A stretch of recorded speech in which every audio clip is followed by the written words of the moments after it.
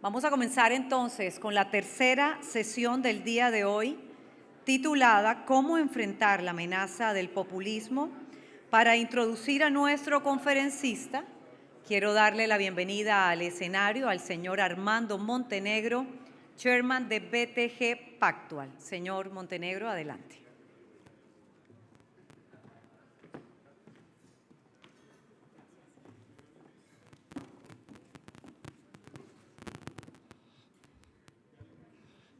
Muy buenas tardes a todos, bienvenidos. En nombre de BTG Pactual quiero invitarlos a escuchar a Andrés Velasco en su charla sobre cómo enfrentar el populismo en Colombia, en América Latina. Antes de darle la palabra a él, quiero, a pesar de que él es muy conocido, recordarles algunos de los hitos de su hoja de vida. Andrés ha tenido grandes realizaciones en el campo académico, ha pasado por el gobierno, por la política y por la banca multilateral. En la parte académica, él es economista de la Universidad de Yale y PhD de la Universidad de Columbia. Ha hecho postdoctorados en MIT y en Harvard. Ha sido profesor invitado en la Universidad de Harvard, en Columbia y en la Universidad de Nueva York. Ha publicado más de 100 artículos y varios libros. Y es un experto reconocido en todo el mundo. En su paso por el gobierno de Chile fue ministro de Hacienda de 2006 a 2010. Y en ese gobierno, entre muchas realizaciones, internacionalmente se le reconoce su aporte al diseño de esquemas de estabilización por las variaciones del precio del cobre. Realizaciones que han sido estudiadas e implementadas en alguna medida por otros países. En la política fue candidato presidencial al gobierno de Chile y ha sido asesor, consultor y miembro de importantísimos comités y organizaciones multilaterales. Y como ha tenido tiempo, ha publicado también 2 novelas en medio de todo esto. Yo quisiera invitarlos a todos que recibamos a Andrés Velasco con un gran aplauso, por favor. Andrés, adelante.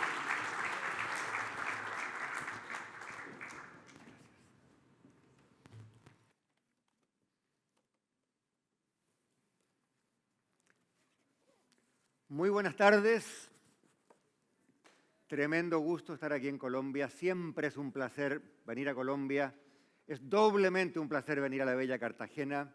Gracias a los amigos de Asofondos, a los amigos de BTG Pactual por esta tremenda invitación y oportunidad. Hoy voy a hablar de populismo, pero no es el populismo que ustedes conocen. Aquí me imagino que hay mucha gente que estudió economía, gente del mundo de las finanzas, de la hacienda pública. Yo también vengo de ese mundo. Y el populismo que los economistas conocemos es la vieja y clásica enfermedad latinoamericana de que los impuestos son muy bajos, el gasto es muy alto, el déficit es muy grande, inmanejable y sostenido, se acumula mucha deuda y eventualmente la cosa revienta. Esa película la hemos visto en distintos colores, en distintos países, y es una película que termina mal. Pero yo no quiero hablar de eso hoy día. Ese es el populismo económico. Y el populismo económico no ha desaparecido, por supuesto, pero está un poquito pasado de moda. Yo quiero hablar del populismo político, que es un bicho absolutamente distinto. El populismo político es una manera de hacer política. Es una manera de hacer política que divide las sociedades, que pone en jaque a las instituciones y que debilita la democracia. En un par de minutos voy a ahondar en mi definición, pero déjenme proceder por la vía del ejemplo. ¿Quiénes son populistas de acuerdo a mi definición en esta región? ¿Los peronistas en Argentina? Claro que sí. El actual presidente del Perú, por supuesto. Maduro y Chávez, por supuesto. AMLO en México, también. Bolsonaro en Brasil, también. Pero ojo, el populismo no es, quizás lo fue hace 100 años, pero ya no es un fenómeno exclusivamente latinoamericano. Es una gran exportación no tradicional nuestra. Nadie nos paga, lo inventamos, Pero hoy día todos sabemos que Trump es un populista, que Kaczynski en Polonia es un populista, que Orbán en Hungría es un populista, que Erdogan en Turquía lo es, Modi en la India, Duterte en las Filipinas, en fin. Como ustedes pueden ver, nunca tuvo nuestra región una exportación más exitosa que el populismo. Ahora, ojo, alguien podrá decir, pero esa gente no tiene nada en común, porque hay de izquierda, hay de derecha. Efectivamente, el populismo no es una ideología. El populismo no es una serie de recetas acerca de cómo resolver o no resolver los problemas del mundo. El populismo es una manera de hacer política. Y en esa manera de hacer política, alguien de derecha como Trump o como Bolsonaro se hermana, se parece mucho a alguien de izquierda como AMLO en México o como Castillo en el Perú. Déjenme decir algo de lo cual me puedo arrepentir. Por ahí anda circulando un libro mío que yo escribí que se llama Populismo en tiempos de cólera. Perdón, no, se llama Liberalismo en tiempos de cólera. Me olvidé del nombre de mi propio libro. Y en la primera página de ese libro van a encontrar ustedes la siguiente afirmación. Dice, el gran conflicto del siglo XX fue el conflicto entre izquierdas y derechas. El gran conflicto del siglo XXI va a ser el conflicto entre populismo y democracia. Eso lo escribí yo con mi amigo y coautor Daniel Brieva hace 3 años. El libro salió hace 2.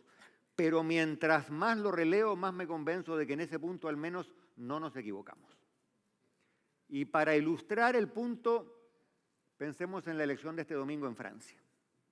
Me imagino que todos ustedes están siguiendo con mucho interés y si no lo están haciendo, salgan de aquí, métanse al internet y sigan esa elección porque hay mucho, mucho, mucho en juego. Primero, ¿Macron es de derecha o es de izquierda? ¿Quién sabe? De hecho, a él le encanta presumir de no ser ni de derecha ni de izquierda. Le Pen viene de la derecha, evidentemente, pero sus posturas económicas, de hecho, son más bien de izquierda. Es proteccionista. En algún momento quería abandonar la Unión Europea, estaba contra el euro, quiere subsidiar a las empresas que pierden dinero. Eso en América Latina la pondría en la izquierda. ¿Y quién vota por ella? ¿Quién vota por ella? ¿Vota la derecha? ¿Vota la clase alta? Todo lo contrario. Votan los obreros que han perdido su trabajo, que históricamente están en pueblos deprimidos, donde el voto fuerte era del Partido Socialista o más aún del Partido Comunista. Por lo tanto, ¿la elección de este domingo en Francia es entre izquierda y derecha? No, señor. Es entre 2 maneras de hacer política. Una manera populista, la de Marine Le Pen, y una manera liberal y democrática, la manera de Macron. Ojo también que el populismo político no conlleva necesariamente populismo económico. Pueden coincidir. En el caso de Chávez, Chávez era un populista político y era un populista económico. Pero AMLO, López Obrador, hoy día en México no lo es. Una de las cosas más raras del último año, y muchos de ustedes me imagino repararon en esto, es que México, teniendo el espacio fiscal para endeudarse y gastar más durante la pandemia, no lo hizo. De todos los países grandes o semigrandes de América Latina, el que menos impulso fiscal le puso durante la pandemia fue México, a pesar de que México tiene una deuda pública inferior a la de Colombia. ¿Por qué? Porque a AMLO, no sé, no le gustan las tarjetas de crédito, no le gustan las tasas de interés, no le gusta la deuda, en fin, a mí tampoco me gustan, pero hay veces que son necesarias, ¿no? Evo Morales en Bolivia, un populista en lo político, pero no un populista en lo fiscal. De hecho, Evo fue razonablemente austero en lo fiscal, a diferencia de un Chávez, a diferencia de otros. Entonces, estamos ante un fenómeno nuevo, que no es el clásico populismo latinoamericano, tiene raíces en él, que no es una ideología y que a mi entender va a suplantar el viejo clivaje entre izquierda y derecha que ha dominado la política del mundo por los últimos 150 años. Y ante esto, primero, hay que entenderlo, segundo, hay que prestarle atención y tercero, y ahí quiero invertir buena parte de mis minutos hoy, hay que preguntarse, bueno, ¿y qué diablo hacemos al respecto? ¿Es una enfermedad? ¿Qué tipo de enfermedad? ¿Por qué lado nos amenaza? ¿Y cuál es la cura? Estas son algunas de las preguntas que quiero intentar responder en la próxima media hora. Primero, hurguemos un poquito más allá. ¿Qué diablos es esto del populismo político? Porque partí caracterizándolo de modo un poco injusto. Dije solamente cosas malas, que atenta contra la democracia, en fin. y ustedes me podrán decir, esa no es una descripción, eso es un insulto, ¿no? Describámoslo de modo un poco más académico. Yo quiero argumentar que hay 4 características políticas del populismo que lo hacen distinto a otros modos de enfocar o conducir la política. Primero, el populismo niega la complejidad. Ustedes son gente educada, saben que el mundo es complejo, es difícil. Si hay un problema, el desempleo, la falta de crecimiento, la desigualdad, tiene muchas causas, hay muchos factores que se relacionan e interrelacionan, en fin, y probablemente un problema complejo requiere de soluciones complejas. Y por eso hay gente que estudia, como yo, 12 años, para gran consternación de mi abuela, para tener un título que me permitiera trabajar diseñando soluciones complejas. Los populistas dicen, al carajo con la complejidad. Miren ustedes, probablemente la política pública más comentada en el mundo en los últimos 20 años. ¿Cuál fue? Yo les voy a decir a ustedes cuál fue. Hace 4 o 5 años, yo tengo un hijo que hoy día tiene 11 años, entonces tenía 6 o 7. Llegué yo a mi casa muy cansado un día por la tarde y veo que mi hijo había aprendido YouTube. Y en YouTube estaba mirando un juego, él por supuesto no sabía de dónde venía, y el juego se llamaba Build a Wall, en que este niño, con unos bloques de madera, estaba construyendo un muro emulando la política de Trump de construir un muro entre Estados Unidos y México. Yo les pregunto a todos los políticos que han pasado por este foro, ¿alguno de nosotros, y me incluyo, alguno de nosotros se nos ocurrió una política que niños de 6 años en el otro extremo del mundo replicaran? Ay, por supuesto que no. ¿Y cuál es la estupidez, pero al mismo tiempo la belleza de esa política? Es su simplicidad. La migración es compleja, tiene raíces sociológicas, económicas, políticas, culturales, bla, bla, bla, bla, bla. ¿Y qué dice Trump? Me hace un muro. Nada más ni nada menos. Es una mala política, es una estúpida política, pero desde el punto de vista de su simplicidad comunicacional, es un éxito. Un niño de 6 años o de 7 años en Santiago de Chile sabía del muro de Trump. Uno de los rectores de la universidad donde yo trabajo, Ralph Dahrendorf, un alemán, dijo hace 40 o 50 años, anticipándose a este fenómeno, dijo, la democracia es compleja, el populismo es simple. Primera idea entonces, el populismo niega la complejidad. Segunda idea, si uno niega la complejidad, inevitablemente va a negar el pluralismo. Porque si hay un problema complejo, y yo tengo una apreciación compleja de ese problema, y digo, mira, que hay 3 factores, bueno, Santiago y yo podríamos estar de acuerdo en 2 de los 3, pero Santiago dirá, no, pero mira, hay otro factor que se te olvidó, no tomaste en cuenta tal cosa. La complejidad lleva naturalmente al pluralismo. Yo tengo una idea, tú tienes otra idea, nadie tiene la verdad absoluta y por lo tanto, bueno, yo respeto tus ideas, tú respetas las mías. El populismo no cree eso. Vean ustedes el tono con que se conducen los debates, o mejor, se conducen los no debates en una campaña populista. Miren ustedes a Bolsonaro, por ejemplo, contra Lula hoy día en Brasil. No hay debates. La idea de que tú tienes un punto válido, yo tengo otro y vamos a discutir hasta que perfilemos un diagnóstico preciso, eso no existe. Yo tengo una verdad, mi verdad es única y lo que tú dices es falso. No solo es falso, es tan evidentemente falso que tiene que estar malintencionado, que probablemente lo dices porque representas algún oscuro interés sectorial, financiero, extranjero, etc. Entonces, segunda idea, el populismo destruye el pluralismo. Y sin pluralismo no hay democracia. Tercera idea, como dice un politólogo alemán de Princeton que a mí me gusta mucho, que se llama Jan Miller, el populismo moraliza la política, pero lo hace del peor modo. La política tiene mucho de moral, un tema al cual voy a volver, pero la moral se puede utilizar para fines muy nobles y se puede manipular para fines muy innobles. ¿Qué hace el populista? El populista dice, los que están de mi lado son los buenos, los que están del otro lado son traidores, son agentes de algún oscuro interés, son empleados de la oligarquía, etcétera, etcétera, etcétera. Distintos tipos de populismo eligen distintos enemigos. Si el populismo es de izquierda, el enemigo será la élite, la oligarquía, los bancos, en fin. Si el populismo es de derecha, el enemigo serán los extranjeros, las minorías étnicas, los homosexuales, los inmigrantes, pero siempre habrá un otro ese otro es ilegítimo, ese otro es inmoral. El líder, el pueblo al que representa ese líder, detenta la pureza moral. Por lo tanto, la política se moraliza, pero se moraliza de un modo en que hay buenos y malos. Hay castos y puros y hay villanos impuros. Y eso nos lleva a la cuarta característica del populismo. Si no hay complejidad, si no hay pluralismo y no hay equivalencia moral entre las posturas de uno y otro, entonces todo el aparataje de la democracia liberal es innecesario. ¿Por qué tenemos lo que los gringos llaman checks and balances? ¿Por qué el Congreso puede incidir y ponerle límites a lo que hace el Ejecutivo y el Ejecutivo a su vez enfrenta límites que le pone la Corte Suprema y hay un Tribunal Constitucional y una Comisión Electoral? Porque se buscan equilibrios, cortapisas, de modo que nadie tenga el poder total. Y estos equilibrios, estos límites son necesarios porque nadie tiene la verdad total.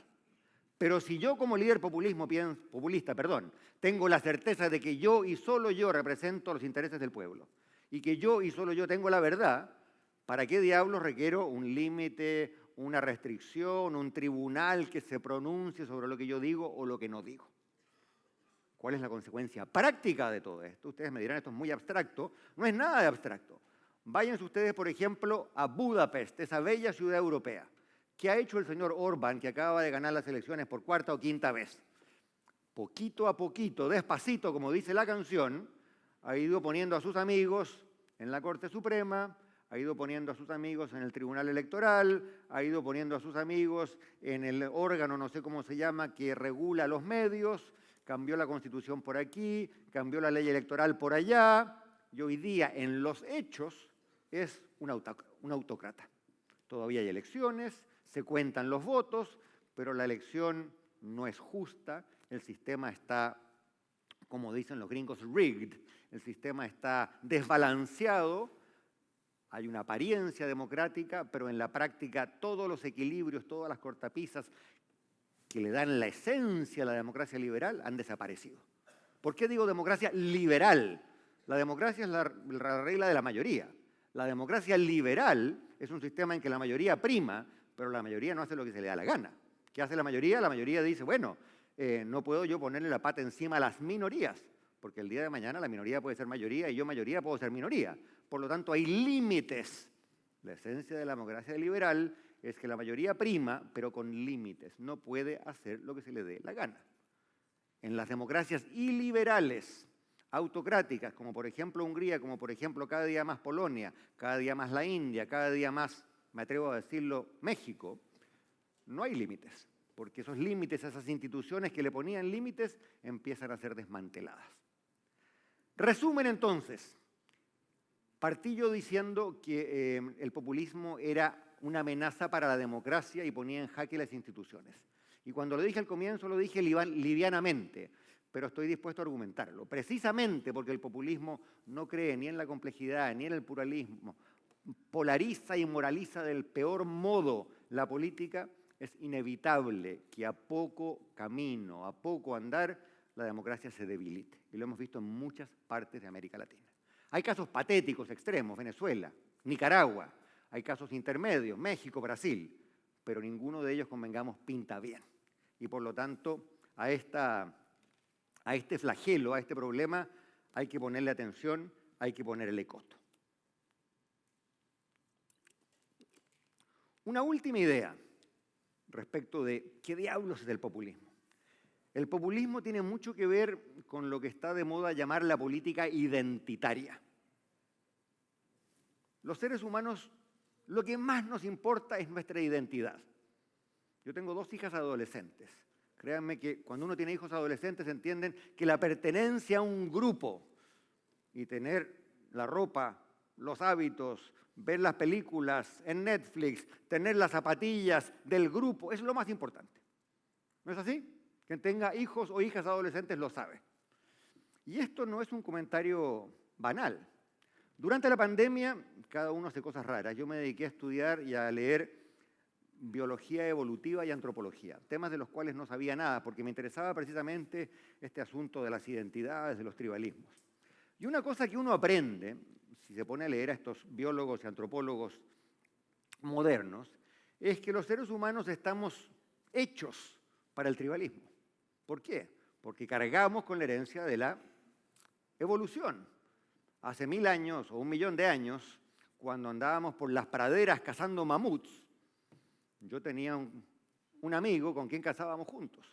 Y si él y yo no confiábamos el uno en el otro, bueno, el mamut nos pisoteaba y hasta ahí llegaba la partida de caza. Por lo tanto, primera cosa que la evolución metió en nuestros genes, gran confianza, gran cercanía por quienes son parte de nuestra tribu, de nuestro grupo, de nuestro entorno. Pero al mismo tiempo, una vez que arriesgamos nuestra vida, tumbamos al mamut y estamos a punto de sacar un espléndido filete, vienen los de la tribu del otro lado del valle y se tratan de comer al animal que yo cacé poniendo en riesgo mi vida. Por lo tanto, la segunda cosa que ocurre es que estamos absolutamente hechos para desconfiar de los otros, de la otra tribu. Las sociedades exitosas son exitosas porque expanden la noción de tribu. Las sociedades exitosas son multirraciales, son multiculturales, van dejando atrás el prejuicio, porque para ser americano, ya no hay que hacer, como hace 200 años, blanco y cristiano. Uno puede ser ciudadano de los Estados Unidos en el pleno ejercicio de su derecho y no necesariamente ser hombre, dueño de propiedad, blanco y cristiano, que eran los requisitos para votar en el siglo XIX.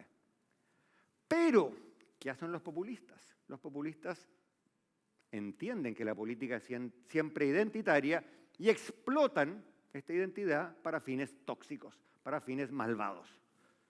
Por ejemplo, ¿cuál es el país de Europa donde las encuestas muestran mayor preocupación por la inmigración ilegal? Adivinen ustedes. ¿Alemania, donde hay 1,5 millones de inmigrantes o de refugiados? ¿España, donde hay muchos? No. El país de Europa donde hay más preocupación por el tema es Hungría, que también, curiosamente, es el país de Europa donde la proporción de extranjeros en la población es la menor de toda Europa. El único país donde el problema no existe es el país donde la gente está obsesionada con el problema. ¿Por qué? Porque Orbán, que lleva ya más de una docena de años en el poder, ha manipulado el temor a la diferencia, el temor al inmigrante, el temor al que le reza a otro Dios, con fines de ganancia política propia. Y por lo tanto hay un país asustado, aterrorizado frente a un problema inexistente, una inmigración que nunca llegó. Entonces, para entender el fenómeno del populismo hay que entender el proceso de política identitaria. La política siempre es identitaria. Siempre es identitaria. Aquí en Colombia la gente que viene de Medellín probablemente tiene más propensión a votar por otra gente que viene de Medellín, y los que vienen de Bogotá lo mismo, y los que vienen de la costa lo mismo. Y las mujeres tienen más proporción o propensión a votar por mujeres, y la gente de un grupo étnico lo mismo con su grupo étnico. Es natural ser tribal. La pregunta es si ese tribalismo es sano, porque está afincado en valores comunes, o si es malsano, porque está afincado en prejuicios, odiosidades y es manipulado con fines políticos. Entonces, la otra idea que les quiero dejar es que el populismo es absolutamente natural, en el sentido que se basa en algo que es natural, consustancial a los seres humanos, que es este espíritu identitario, tribal, pero lo manipula para fines malsanos de ganancia política. La siguiente pregunta es la siguiente. La siguiente pregunta es, bueno, si los seres humanos siempre fuimos tribales, si los seres humanos siempre nos preocupó la identidad, si los seres humanos siempre fuimos manipulables, ¿por qué diablo ocurre esto ahora? ¿Por qué no ocurrió hace 50 años, o hace 100 años, o en 20 años más? La pregunta del cientista social es ¿por qué nos está asolando este flagelo ahora? ¿Qué está pasando ahora? Esta es una pregunta muy difícil, acerca de la cual se ha vertido mucha tinta. Si ustedes se meten al internet y se ponen a averiguar la cantidad de libros y de papers que se han escrito sobre el fenómeno del populismo, se podrían pasar una vida leyendo. Y hay una serie de debates que a mí me parecen interesantes, pero que no me parecen muy productivos. Hay una escuela que dice, es economía, tiene que ver con la globalización, tiene que ver con la desigualdad, tiene que ver con la inseguridad. Hay otra escuela de pensamiento que dice, no es la economía, es el cambio cultural, es la inmigración, es la amenaza de una manera de vivir distinta. A mí me parece que enfrascarse en ese debate y decir que es economía puramente o que es cultura puramente no nos lleva muy lejos.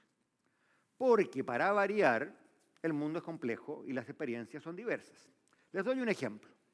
A mí no me cabe ninguna duda, yo viví 12 años de mi vida en Estados Unidos y he vivido 4 años de mi vida en Gran Bretaña. Siento que más o menos entiendo esos dos países.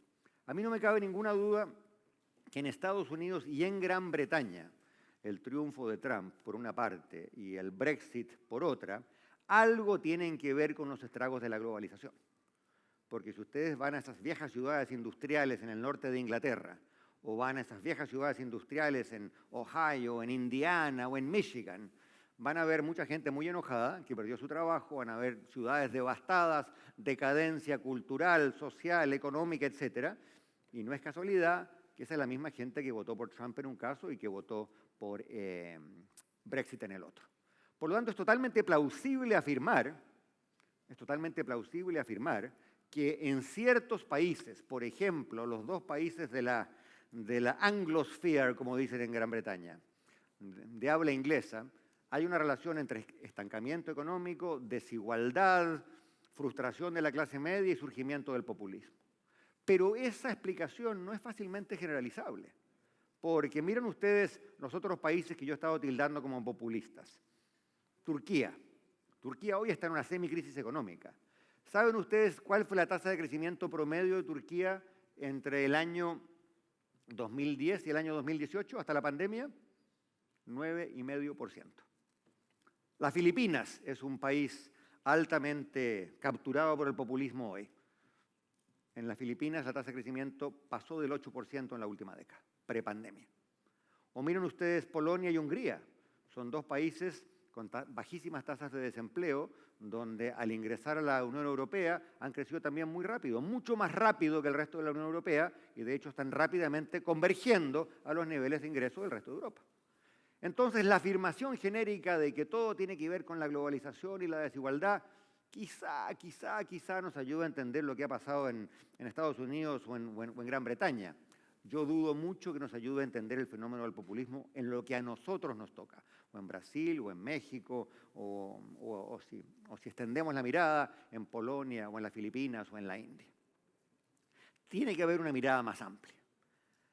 Ahora, si ustedes me apuran y me dicen, bueno, ya, muy bien, la cosa es diversa, la cosa es compleja, obviamente que lo es, pero danos 2 o 3 pistas de por qué hoy, de qué está pasando hoy, de por qué el populismo, habiendo existido al menos desde la época de Perón, en la década de los 30, ¿por qué nos pega con tanta fuerza hoy? Y me atrevo a tirar 2 o 3 hipótesis. Primero, acelerado cambio cultural. A mí no me cabe ninguna duda que el cambio cultural en muchas dimensiones que el mundo ha experimentado es muy bueno, pero que hay gente que se siente insegura frente a ese cambio cultural, no me cabe ninguna duda. Les doy un ejemplo. Yo fui candidato presidencial en Chile el año 2013. Fui el primer candidato presidencial en la historia de la República en un debate de televisión proponer la legalización del matrimonio gay con plenos derechos de adopción. Mis ayudantes y mi equipo me dijo, estás loco, perdiste muchos votos, qué cosa más estúpida. Entonces era altamente impopular, hoy día las encuestas muestran que 65-70% de los chilenos están a favor precisamente de eso. El cambio cultural es rápido, muy rápido. Pero si ustedes se van a hacer campaña a los pueblos fuera de las ciudades, lo que aprecian también es que ese cambio cultural ha dejado muchos heridos en el camino.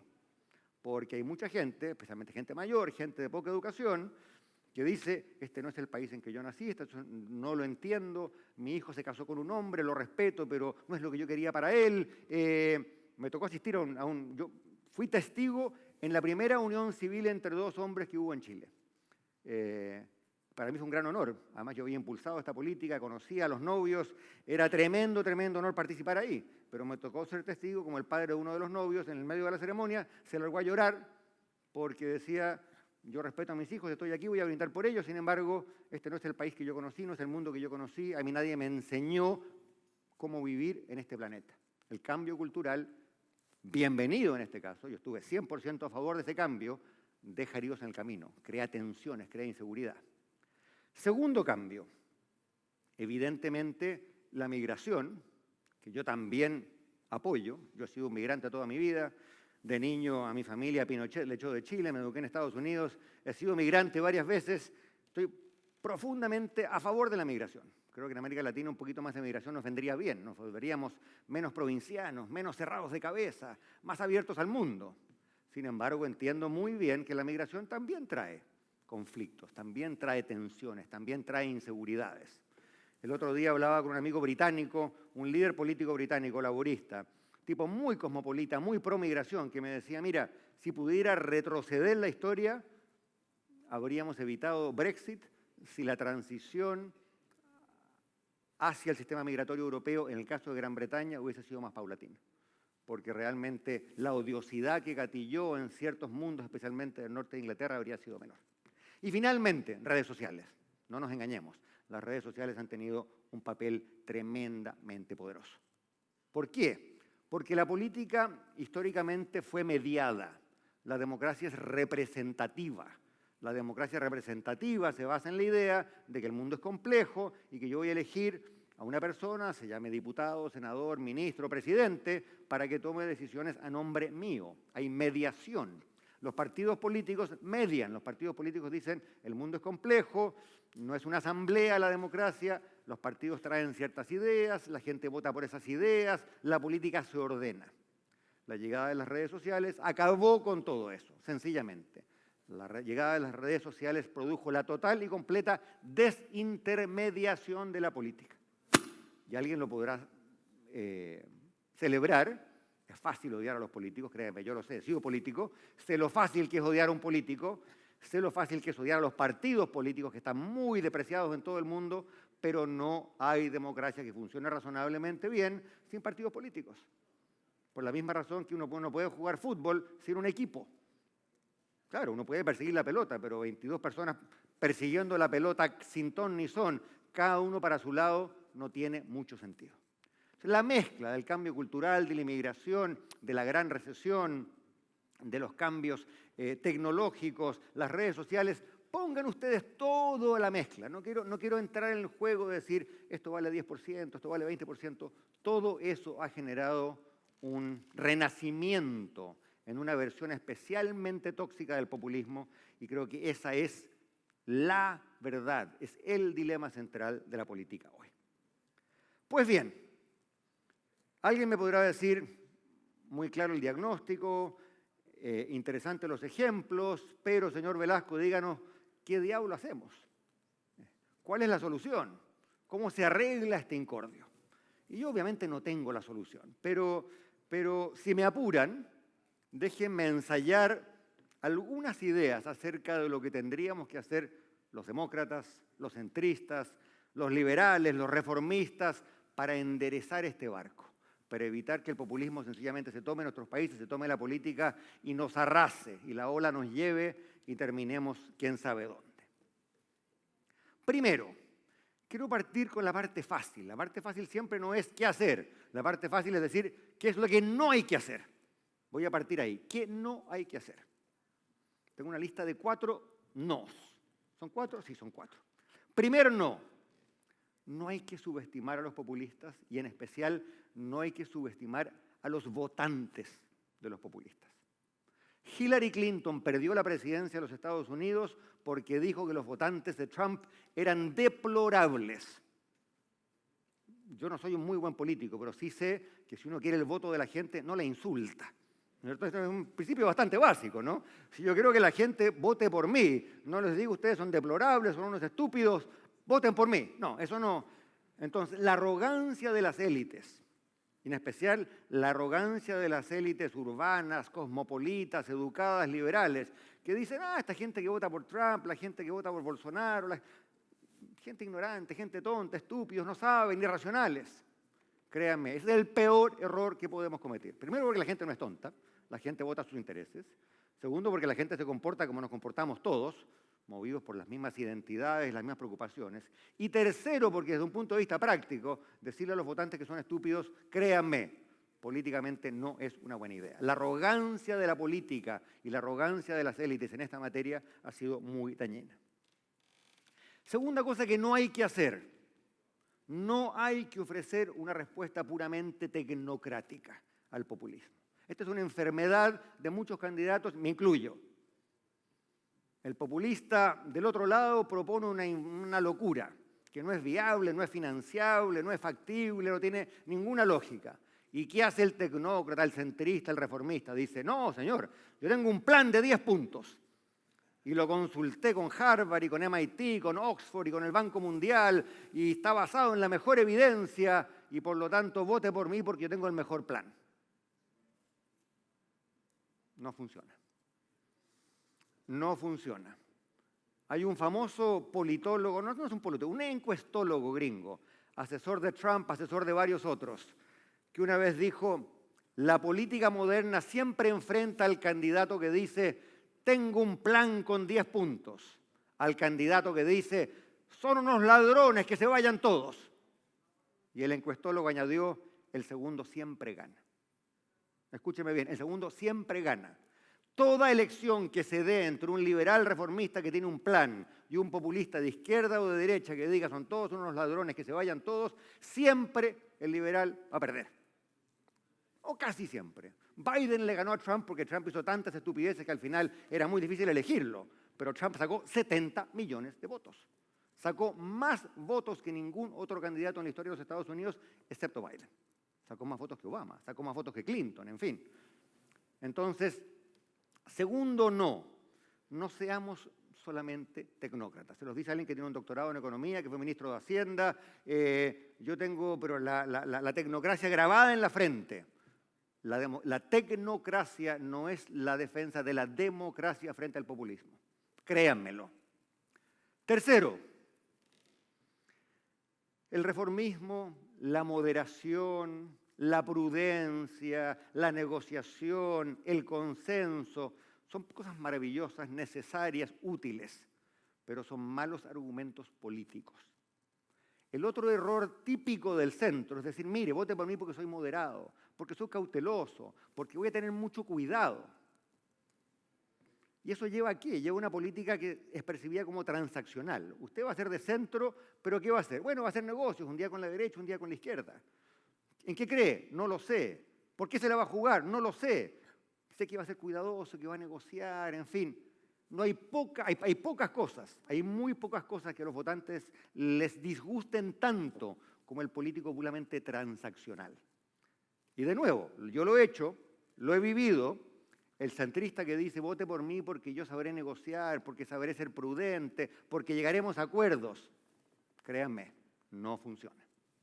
Y el cuarto no. ¿Cuál es mi cuarto no? Se me olvidó.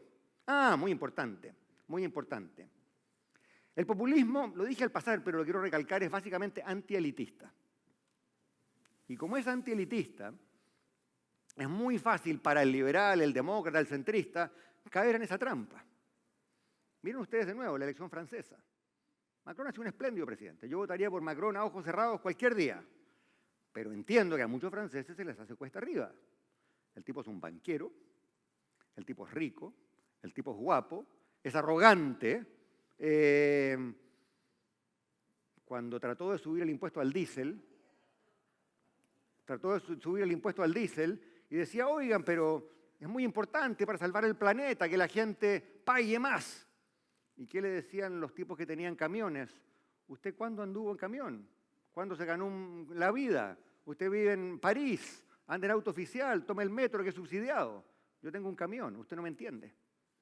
Lo del diésel es un tema sensible porque yo traté de subir el impuesto al diésel y en Chile fracasé estrepitosamente. Macron trató lo mismo, también fracasó, es muy difícil. Pero en el caso de Macron fue muy difícil precisamente porque la gente decía, ¿y este señor qué sabe? El líder de la oposición, de los Gilets jaunes, largó una frase muy buena, dijo, porque Macron justificaba la política en términos de que había que salvar el planeta. Y el Gilet jaune, el transportista populista, le dijo, señor presidente, usted está preocupado del fin del mundo. Yo estoy preocupado de llegar a fin de mes. De nuevo, en una elección que se da entre un candidato que está preocupado del fin del mundo y un candidato que está preocupado de quienes no alcanzan a llegar a fin de mes, se los doy firmado. Va a ganar el segundo, no va a ganar el primero. Y aquí el liberalismo y el centrismo y la democracia tienen un problema de recursos humanos. Aquí tiene que haber gente de recursos humanos. Ustedes nos tienen que ayudar. Miren los líderes liberales hoy día. Ya hablé de Macron, privilegiado, rico, banquero, en fin. Miren ustedes a Justin Trudeau, primer ministro de Canadá, gran político liberal. Su padre que era primer ministro, su madre que era belleza reconocida, modelo que salía de fiesta con los Rolling Stones, realeza canadiense. Miren ustedes a la alternativa a Modi en la India, Rahul Gandhi, un tipo maravilloso, me ha tocado verlo en Gran Bretaña un par de veces, inteligente, capaz. Pequeño problema, es hijo, nieto, bisnieto y tataranieto. 4 generaciones de primeros ministros. La gente comprenderá, dirá, bueno, el votante indio de clase media dice, está muy bien, pero ¿y cuándo me toca a mí, no? O para irnos más cerca, miren ustedes Argentina. Yo tengo buena opinión del presidente Macri, su ministro de Hacienda y su presidente de Banco Central son grandes amigos, los ayudé un poco, pero convengamos, era muy fácil para el peronismo decir al señor Macri que sabe, se heredó una tremenda fortuna. Se compró Boca Juniors con la plata que le dio su padre. Y cosa que además es cierta. Entonces, para quienes están en el negocio de los recursos humanos en esta sala, el liberalismo democrático en el mundo requiere de un serio remake en materia de recursos humanos. No puede ser que los líderes democráticos y centristas del mundo sean hombres blancos, ricos y privilegiados. Porque, de nuevo, créanme, electoralmente no funciona. Ahora, esta es mi lista de don'ts, de las cosas que no hay que hacer. Si me alcanzan los minutos, voy a mencionar 3 o 4 cosas de las cosas que sí hay que hacer. Primero, está bien moralizar a la política. La política tiene que ser moral. Es un error, lo dije, pero lo quiero reiterar, pensar que la política tiene que ser el plan, el diseño, la econometría, los datos, frente a la emoción manipulada del populista. Los grandes políticos son grandes, ¿cuál es la palabra correcta? Grandes patrones, grandes generadores, grandes manipuladores en el mejor sentido de la palabra, de la emoción. A la hora del almuerzo yo les recordaba a ustedes, si uno mira a los grandes políticos de los últimos 100 años en el mundo, Mandela, ¿qué era Mandela? Un genio de la emoción. Si no lo han visto, vean la película en que Mandela le han recomendado no ir al estadio en que se juega la final del Campeonato Mundial de Rugby porque el equipo de Sudáfrica es 100% blanco. Y hay 55.000 personas en el estadio y son todos blancos. ¿Y qué hace Mandela? Mandela dice, yo voy. Tiene suerte, Sudáfrica gana, cosa que no estaba para nada clara porque del otro lado estaba Australia, y cuando Sudáfrica gana el partido de rugby, Mandela baja a la cancha y se pone la camiseta del equipo sudafricano enteramente blanco. Y 55.000 blancos en el estadio lloran a mares porque no pueden creer ese momento de reconciliación que ha ocurrido en su país. O piensen ustedes en el caso de Martin Luther King y su famoso discurso en el Mall de Washington en el 62. Si no lo han visto, métanse a internet, está el video en YouTube. No hay cosa más emocionante, no hay cosa más conmovedora, las imágenes, los giros, las palabras, las historias de sus niños, de su familia. Los grandes políticos son emotivos, pero son emotivos apelando a emociones nobles. ¿Qué hace Mandela? Mandela dice, blanco, negro, en este país somos todos iguales. ¿Qué hace Martin Luther King? En el momento culminante de su discurso, dice, yo espero que algún día en este país mis 4 niños serán juzgados no por el color de su piel, sino que por el contenido de su carácter. ¿Es emoción? Por supuesto que es emoción, pero es una emoción noble, es una emoción sana. Entonces, ¿qué necesitamos? Necesitamos una política liberal reformista que sepa apelar a esas emociones, que sepa tomar lo identitario pero expandirlo. Ser de este país no significa solamente ser de Bogotá o ser de Medellín, somos todos de este país. Estudié en colegio público, en colegio privado, rico, pobre, blanco y negro, somos todos colombianos. Esa definición de la política identitaria, de la emoción, como algo que expande los horizontes, que amplía la noción de nosotros, de ese nosotros colectivo, es absolutamente esencial. Segunda cosa, los políticos tenemos que hablar en castellano, o en español, o en inglés, si es en Inglaterra. La jerga técnica es un desastre. Los economistas rara vez ganan una elección porque hablan como economistas. Yo dicto un curso en LSE, antes lo dictaba en Columbia y en Harvard, sobre que los alumnos lo llaman How to be a Minister.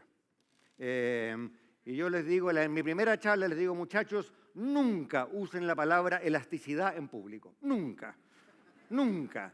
No hay cosa más estúpida que un ministro. Yo lo hice, que le hacen una pregunta acerca de cuántos empleos va a generar tal política pública y dice, no, hemos estimado muy bien elasticidad. Eso no funciona.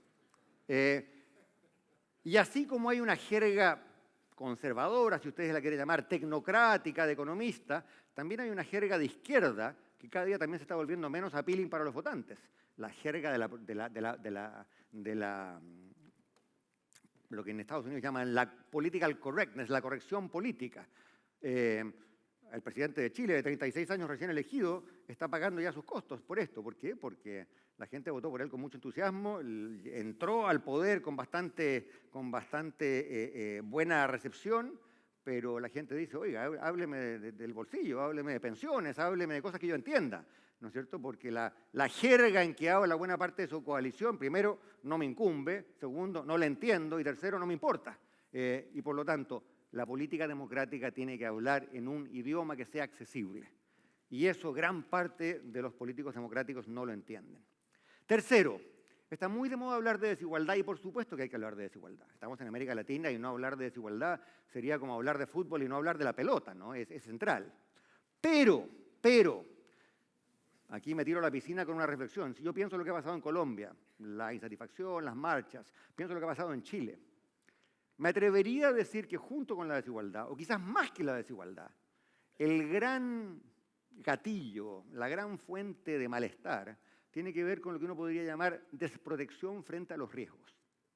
No sé en Colombia, pero la gente que ha salido a marchar en Chile no son necesariamente los más pobres, los más desvalidos.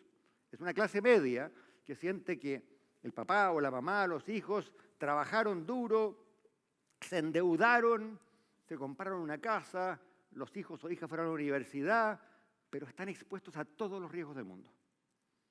Al papá lo atropelló un bus, la mamá se enfermó, la hija mayor perdió el empleo y 30 años de avance se fueron al carajo en una tarde. Si uno piensa los grados de desprotección de nuestras clases medias frente a los grados de protección que tiene un ciudadano europeo o norteamericano, es otro universo. Y por lo tanto yo creo que el lenguaje de la protección, el lenguaje de la seguridad, bueno, en América Latina, especialmente en Colombia, cuando hablamos de seguridad hablamos de narcotráfico, de delincuencia, de violencia, de pistolas y metralletas. Yo les invitaría a que reinventemos el lenguaje de la seguridad para hablar de la seguridad que una familia que sabe que si al papá lo atropellan o pierde el trabajo, 30 años de esfuerzo no se van al tacho. Ese concepto de seguridad me parece muy clave. Pero en general los liberales demócratas no lo entienden, los populistas sí lo entienden y lo manipulan. Ahora, esto requiere un sistema de seguridad social. El sistema de seguridad social necesita ser más seguro y más social, pero no tiene por qué ser estatal. Puede haber componentes privados, componentes públicos, componentes nacionales, extranjeros. Ese es el tema de ustedes. No estoy sugiriendo que todo tenga que hacerlo el Estado. Lo que sí estoy sugiriendo es que no vamos a andar bien políticamente hablando si nuestras clases medias, y para qué decir nuestros pobres, siguen estando tan expuestos a tantos riesgos de modo tan desorbitado.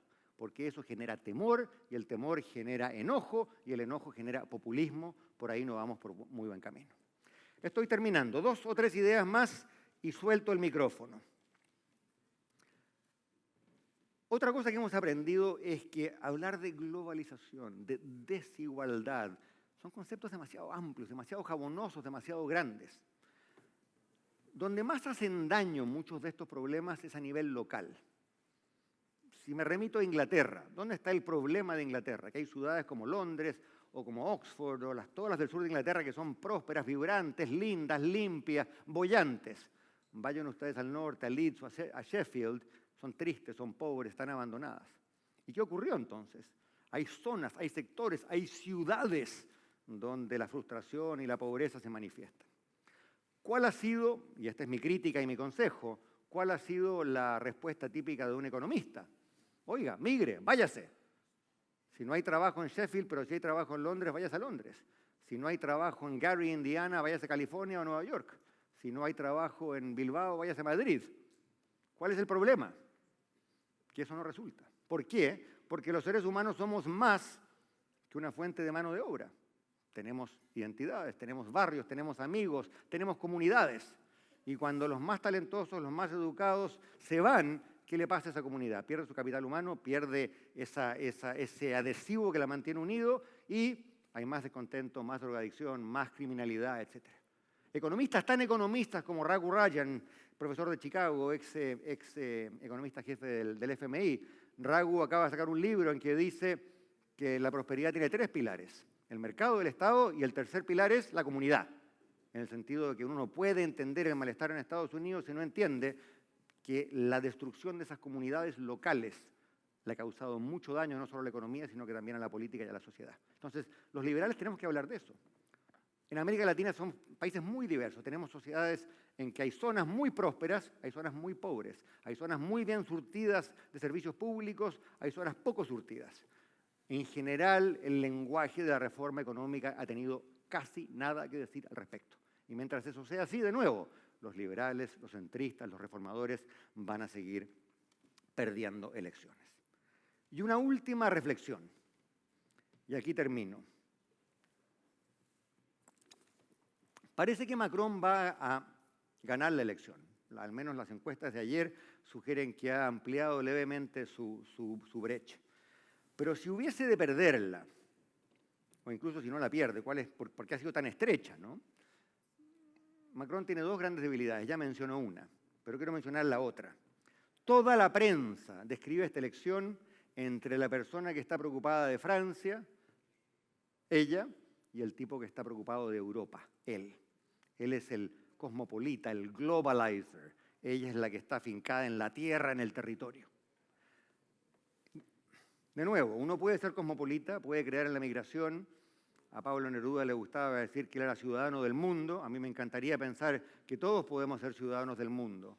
Pero al final la política no ocurre en el mundo. La política ocurre a nivel local o en el Estado-nación.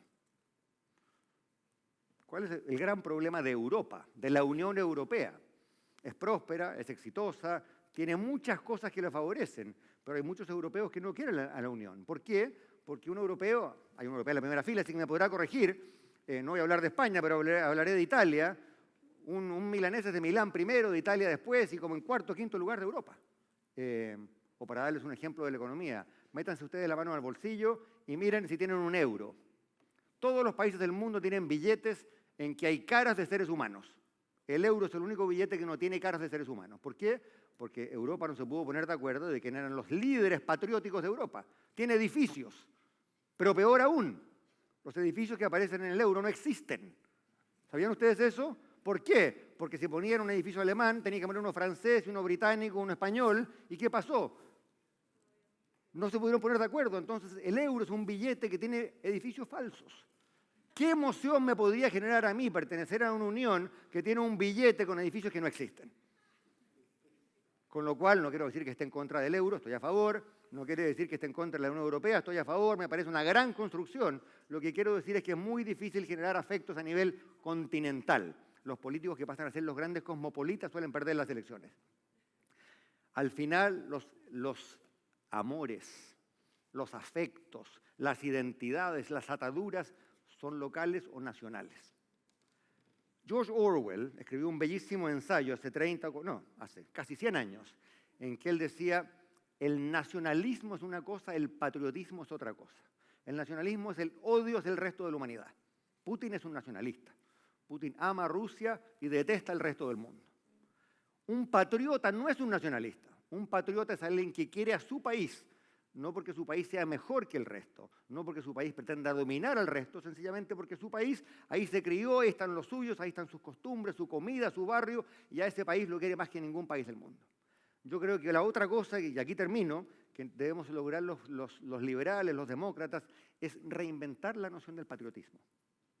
No el nacionalismo, no la odiosidad, no la cerrazón frente al resto del mundo, pero la idea de que estamos todos en un país, blancos, negros, ricos, pobres, de la selva, de la montaña, del valle, de la costa, pero que al final estamos en un mismo lugar, estamos remando para el mismo lado, somos parte de la misma empresa y nos ayudamos los unos a los otros. Si logramos eso, creo que tenemos alguna chance de derrotar al populismo. Termino entonces y resumo diciendo, ¿se puede derrotar al populismo? Bueno, como decía Obama, yes we can, pero hay que hacerlo solo. Lo vamos a lograr si la política liberal, la política del centro, la política reformista, utiliza mecanismos, conceptos radicalmente distintos a los que usamos en el pasado. Creo que fue Einstein el que dijo, si yo hago siempre lo mismo, es una locura suponer que obtendré resultados distintos. Si los liberales del mundo seguimos haciendo lo mismo, los resultados no van a ser distintos, van a ser los mismos. El populismo va a seguir ganando, pero eso no es inevitable, creo que todavía estamos a la hora de impedirlo. Muchas gracias.